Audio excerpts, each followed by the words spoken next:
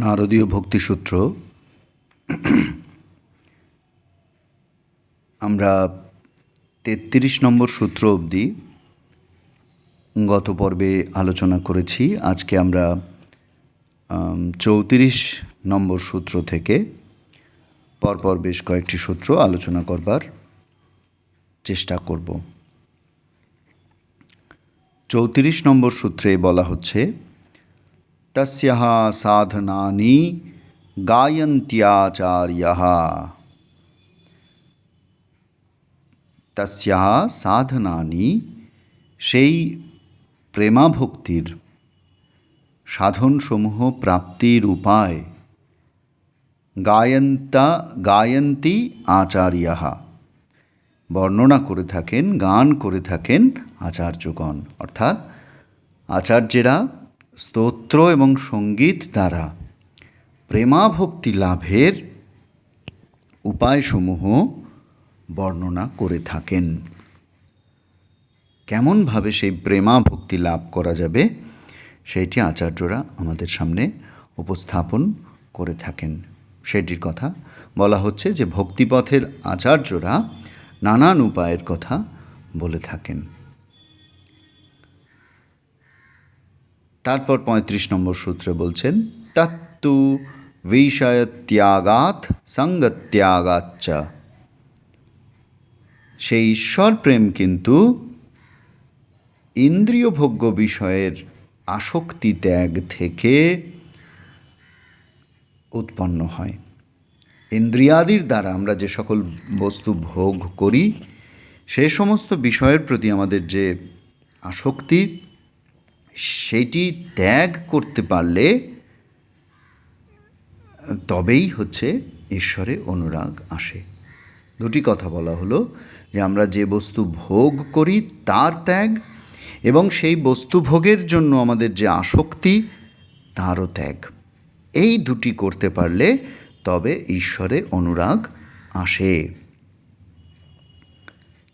তারপর বলছেন, অব্যাবৃত ভজনাৎ। অব্যাবৃত ভজনাৎ, নিরবচ্ছিন্নভাবে ভজনের থেকে, নিরন্তর সাধন ভজনের অভ্যাস থেকে অনুরাগ হয়। নিরন্তর সাধন ভজন করা, শ্রীরামকৃষ্ণ বলছেন যে এর নাম ভজনানন্দ। সংসারীরা বিষয়ানন্দ নিয়ে থাকে, কামিনী কাঞ্চনের আনন্দ।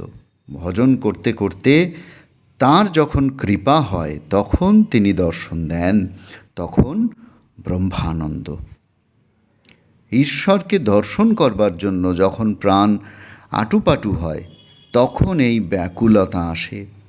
গুরু শিষ্যকে বললে, এসো তোমায় দেখিয়ে দিই কিরূপ ব্যাকুল হলে তাকে পাওয়া যায়।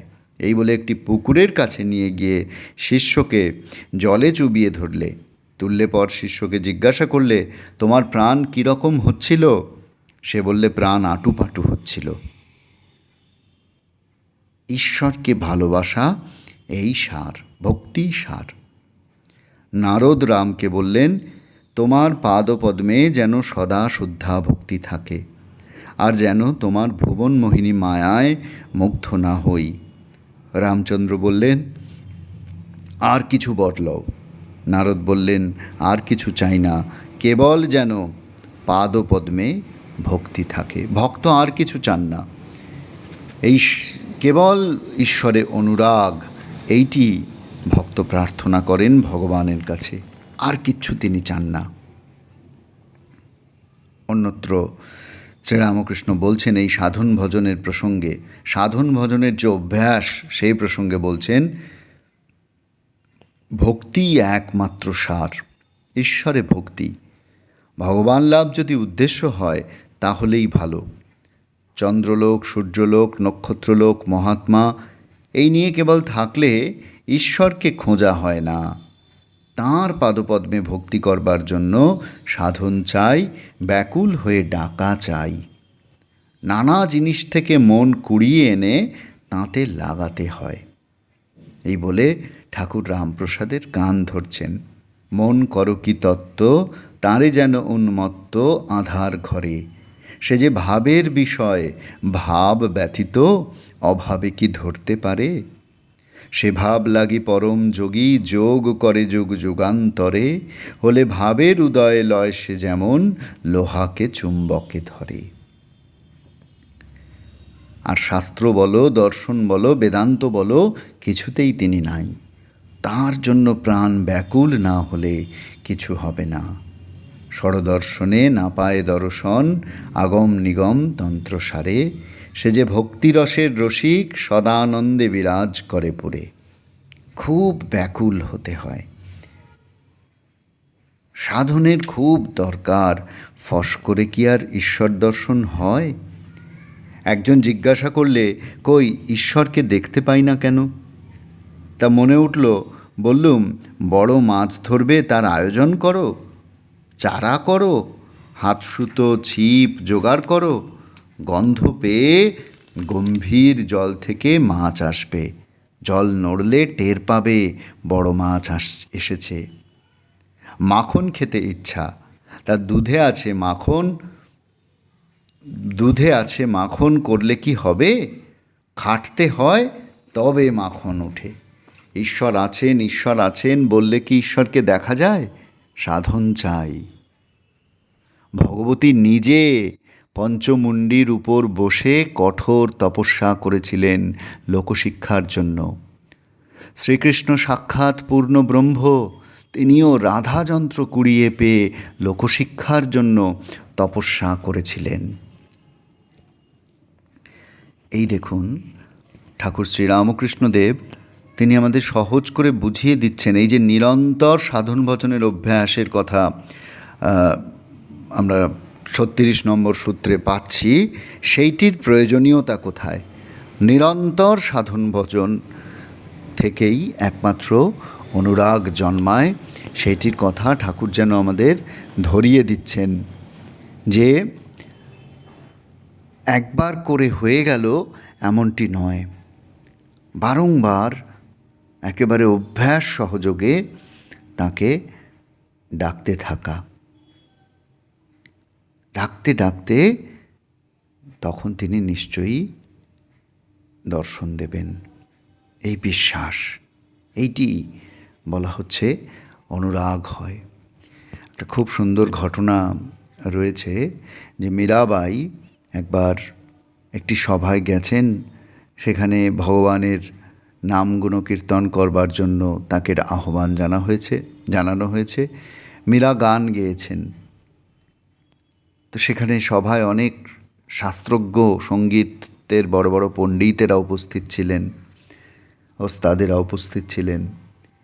মীরার গান হয়ে যাওয়ার পরে মীরাকে তাদের মধ্যে একজন বললেন যে, মীরা, তোমার গান ভালো হয়েছে বটে, কিন্তু অনেক জায়গায় রাগচ্যুত হয়েছ, রাগে হয়নি গানটি।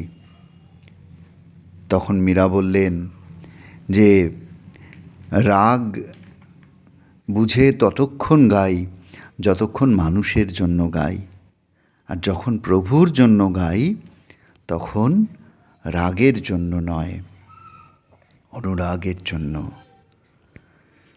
তখন গান গাই অনুরাগ থেকে, অর্থাৎ ঈশ্বরের প্রতি ভালোবাসা, অনুরাগ যখন জন্মায় তখন সেই গান হয়ে যায় নৈবেদ্য, ভালোবাসার নিবেদন তা পরিণত হয়। এরপর 37 নম্বর সূত্রে বলছেন, লোকেয়পি ভগবদ্গুণ শ্রবণ কীর্তনাৎ। লোকেয়পি, দৈনন্দিন কর্মক্ষেত্রেও ভগবদ্গুণ শ্রবণ কীর্তনাৎ, ভগবানের লীলা শ্রবণ এবং কীর্তন থেকে ভক্তি জন্মায়, অনুরাগ জন্মায়। প্রতিদিনের কাজকর্মের মধ্যে থেকেও ঈশ্বরের লীলা শ্রবণ এবং তার নাম গুণগান করলে ভক্তি হয়। শ্রী শ্রী রামকৃষ্ণ কথামৃতে আমরা একটি প্রসঙ্গের উল্লেখ পাই। সেখানে একজন ভদ্রলোক এসে বলছেন, তার সাথে কথা হচ্ছে সে প্রসঙ্গে যে সংসাররূপ বিকার তার ওষুধ কি? শ্রীরামকৃষ্ণ বলছেন, সাধু সঙ্গ, তার নাম গুণগান, তাকে সর্বদা প্রার্থনা। সাধু সঙ্গ, তার নাম গুণগান এবং তাকে সর্বদা প্রার্থনা। তারপর নিজের ভাবস্থ অবস্থার কথা উল্লেখ করে বলছেন, আমি বলেছিলাম, মা আমি জ্ঞান চাই না, এই নাও তোমার জ্ঞান, এই নাও তোমার অজ্ঞান। মা আমায় তোমার পাদপদ্মে কেবল শুদ্ধা ভক্তি দাও, আর আমি কিছুই চাই নাই। যেমন রোগ তার তেমনই ঔষধ। গীতায় তিনি বলেছেন, হে অর্জুন, তুমি আমার শরণ লও, তোমাকে সব রকম পাপ থেকে আমি মুক্ত করব। তাঁর শরণাগত হও, তিনি সদ্বুদ্ধি দেবেন, তিনি সব ভার লবেন, তখন সব রকম বিকার দূরে যাবে। এ বুদ্ধি দিয়ে কি তাকে বোঝা যায়? 100 ঘটিতে কি 400 দুধ ধরে? আর তিনি না বুঝালে কি বোঝা যায়? তাই বলছি, তাঁর শরণাগত হও, তাঁর যা ইচ্ছা তিনি করুন, তিনি ইচ্ছাময়, মানুষের কি শক্তি আছে? তাই প্রত্যেক দিনের কাজকর্মের মধ্যে দিয়ে তাঁকে স্মরণ করা, তাঁকে চিন্তা করা, তিনি কৃপা করে ভক্তিধন প্রদান করবেন। আর এইটি লাভ করা যাবে কেমনভাবে?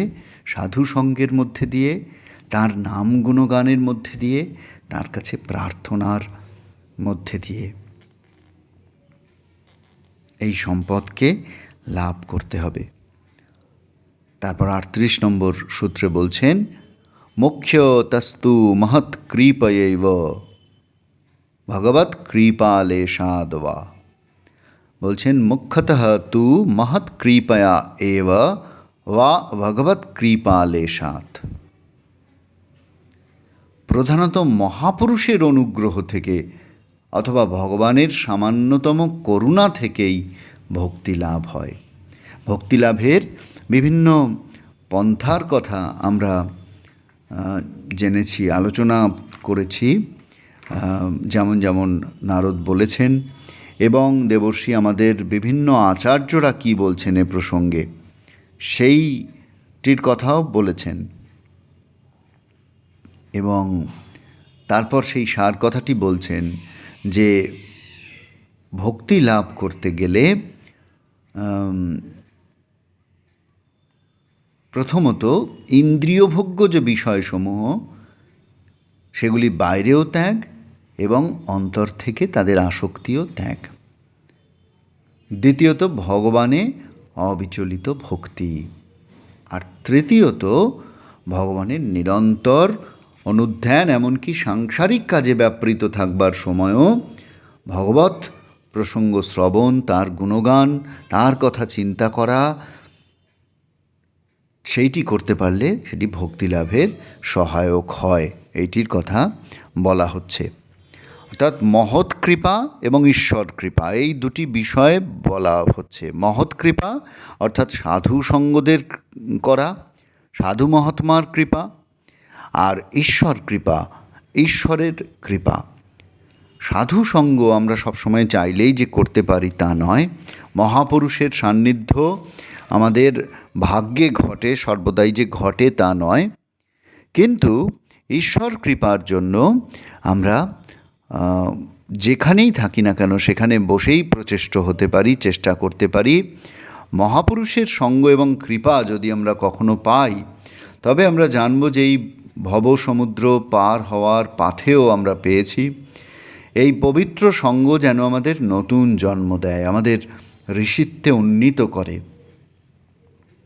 কিন্তু এই অমোঘ পবিত্র সঙ্গ আমাদের মধ্যে পরাভক্তির বীজ বপন করে, এইটি সত্য। আর সেই জন্যই ঈশ্বর কৃপা এবং মহৎ কৃপা, এই দুটির ওপরেই এখানে জোর দেওয়া হয়েছে। অর্থাৎ আমরা দেখছি সাধু কৃপা এবং ঈশ্বর কৃপা দুটির কথাই বলা হচ্ছে। আমরা এ প্রসঙ্গে খুব সুন্দর একটি ঘটনা স্মরণ করতে পারি। শ্রী চৈতন্য মহাপ্রভুর অন্যতম পার্ষদ সনাতন তার প্রসঙ্গে সনাতন কাশীধামে গিয়ে লোকমুখে শুনলেন যে প্রভু আছেন শ্রী চন্দ্রশেখর আচার্যের ঘরে। তিনি সেই সুদূর প্রান্ত থেকে ছুটতে ছুটতে এসেছেন মহাপ্রভুর সঙ্গে দেখা করবেন বলে। তার অবস্থাটি বর্ণনা করে বলা হচ্ছে, সনাতনের দেহস্মৃতি নাই, আহার নাই, নিদ্রা নাই, অনশনে শীর্ণ তনু, দুনয়নে অবিরল ধারা, সোনার গৌর প্রভু বলে চলেছে গৌর প্রেমের পাগল। গৌর কৃপার আকর্ষণে তিনি কাশী তীর্থে এসে উপস্থিত হয়েছেন।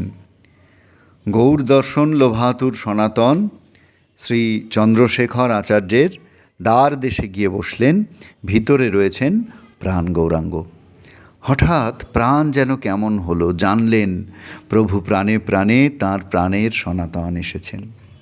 একজনকে আদেশ করলেন যে দেখো তো, দ্বার দেশে এক বৈষ্ণব আছেন।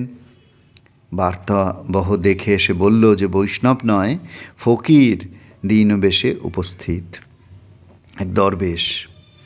হা গৌর বলে তার গণ্ডদেশ নয়নধারায় ভেসে যাচ্ছে। প্রভু বুঝলেন এ আমার সনাতন। সনাতন আসিয়াছে দুয়ারে, আর কি প্রভু রইতে পারে?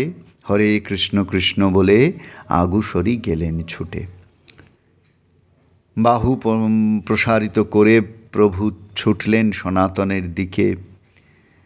সনাতনও লুটিয়ে পড়লেন তার চরণের কাছে।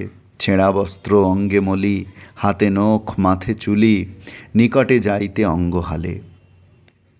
গৌরসুন্দরের বদন পানে চাইছেন আর চোখের জলে ভেসে যাচ্ছেন। এত অনুরাগ না হলে মুখের কথায় কি গৌর মিলে? 2 গুচ্ছ তৃণ ধরি, 1 গুচ্ছ দান্তে ধরি, পড়িলা গৌরাঙ্গ পদতলে। প্রাণ গৌরাঙ্গের দৈন্যের বালাই লয়ে মরে যাই, ভক্তিরাজ্যের দৈন্য রতন গৌরগণের নিজস্ব ধন। ভগবানের কৃপা না হলে এই ভক্তি লাভ হওয়ার নয়, এটি তাঁর নিজস্ব ধন। তিনি কৃপা করে ভক্তকে এই ধন প্রদান করেন। এইটির কথা এখানে বলা হচ্ছে। গৌর হরি সনাতনের কোনো বারণ মানলেন না। তাকে হেমদণ্ড বাহু পসারিয়ে সনাতনে কোলে করলেন। প্রভু বলেন, শুনো সনাতন, তুমি করো দৈন্য সংবরণ, তোমার দৈন্যে মোর ফাটে মন। প্রভু বলেন, সনাতন, আমি যে তোমার পথপানে চেয়েছিলাম। সনাতন যখন কাশী তীর্থে আসছিলেন, তার ভগ্নিপতি তাকে একটি ভোট কম্বল দিয়েছিলেন। এইবার সেই ভোট কম্বলটি নিয়ে একটি মজার ঘটনা ঘটল, সেইটির প্রসঙ্গ আমরা এখানে করব। তখনকার দিনের হিসেবে সেইটির দাম 3 টাকা, তাই বড় মূল্যবান। সেখানেই সনাতনের গায়ে এখনও জড়ানো আছে। প্রভু সেই দিকে বারবার চাইছেন। ভোট কম্বল দেখি গায়ে, প্রভু পুনঃ চায়, লজ্জিত হইলা সনাতন। নিজজন শ্রী সনাতন দ্বারে, প্রভু দেখাবেন জগতের ত্যাগ বৈরাগ্য কারে বলে। প্রভু এই সনাতনকে আশ্রয় করে দেখাবেন জগৎকে ত্যাগ বৈরাগ্য কাকে বলে। ভক্তকে আশ্রয় করে ভগবানের মহিমা চারিদিকে কীর্তিত হবে। ভক্তের মধ্যে দিয়ে ভগবানকে মানুষ চিনতে পারবে, জানতে পারবে। তাই সনাতনের গায়ে ওই ভোট কম্বলটি দেখে প্রভুর যেন ভালো লাগছে না। সনাতন মনে মনে সেটি বুঝলেন, কারণ দামি ভোট কম্বলে তো বৈরাগ্যের চিহ্ন নয়। তখন সুরধুনী তীরে গিয়ে এক গৌড়িয়াকে সেই ভোট কম্বল দিয়ে তার কাছে চেয়ে নিলেন তার ছেঁড়া কাঁথাখানি। এইটি বৈরাগ্যের অনুকূল বেশ। ছেঁড়া কাঁথাখানি গায়ে দিয়ে প্রভুর কাছে যখন এসে দাঁড়ালেন সনাতন, তখন প্রভুর আর আনন্দ ধরে না। এই হচ্ছে সত্যি সত্যি ভক্তকে ভগবান এইভাবে কৃপা করেন। তিনি তার সমস্ত সংকট, সমস্ত বাধাগুলি দূর করে নেন। ভক্তি লাভের পথে যা বাধা সেইগুলি দূর করে তাকে ভক্তি দানের উপযোগী করে তোলেন। তাই ঈশ্বর কৃপা এবং মহৎ কৃপার কথা এখানে বলা হলো। 38 নম্বর সূত্র অবধি আমরা আজকে আলোচনা করলাম। পরের দিন আমরা 39 নম্বর সূত্র থেকে আবার শুরু করব। আশা করি আমাদের এই সহজ বাংলায় নারদীয় ভক্তিসূত্রের যে আলোচনা গল্পচ্ছলে আমরা করবার চেষ্টা করছি, এটি আপনাদের স্পর্শ করছে, আপনাদের ভালো লাগছে, আপনাদের ভক্তি উৎপাদনে সহায়ক হচ্ছে। যদি তাই হয়, আপনারা নিশ্চয়ই আমাদের আরাইজ অ্যাওয়েক ওঠো জাগো চ্যানেলটি সাবস্ক্রাইব করবেন এবং সকলের কাছে এই চ্যানেলের বার্তা পৌঁছে দেবেন। ওম শান্তি শান্তি শান্তি। হরি ওম।